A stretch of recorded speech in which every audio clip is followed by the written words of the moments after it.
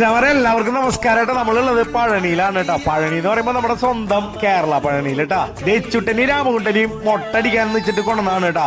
അങ്ങനെ കന്നി മൊട്ടയാക്കി ഡെച്ചുവിനെ അങ്ങോട്ട് കയറ്റി നല്ല കരച്ചിലായിരുന്നു കേട്ടോ. രാമൻ ചിരിയായിരുന്നു. പിന്നെ രാമന് മനസ്സിലായി എനിക്ക് പണി കിട്ടിയില്ലോ, മുരുക എന്നൊരു വിളി കേട്ടാ. പിന്നെ മാമന്റെ ഒക്കത്ത് അവനെ ഇരുത്തി അവനെ അങ്ങോട്ട് പടച്ചു മൊട്ട കേട്ടാ. രണ്ട് കുഞ്ഞു മുട്ടകളുടെയും വാശി മാറ്റാൻ വേണ്ടിയിട്ട് കുഞ്ഞളിയൻ ഹരിക്കുട്ടന്റെ തോർത്തൊക്കെ വീശിക്കൊണ്ടിരിക്കുന്നുണ്ട്. അങ്ങനെ രണ്ടുപേരുടെയും മുട്ട അടിച്ച് കഴിഞ്ഞു കേട്ടോ. നേരെ വഴിപാട് കൗണ്ടറിൽ പോയിട്ട് ഭഗവാന് കാണിക്കായിട്ടുള്ള ശൂലവും കാര്യങ്ങളും മേടിച്ചു കഴിഞ്ഞു കേട്ടോ.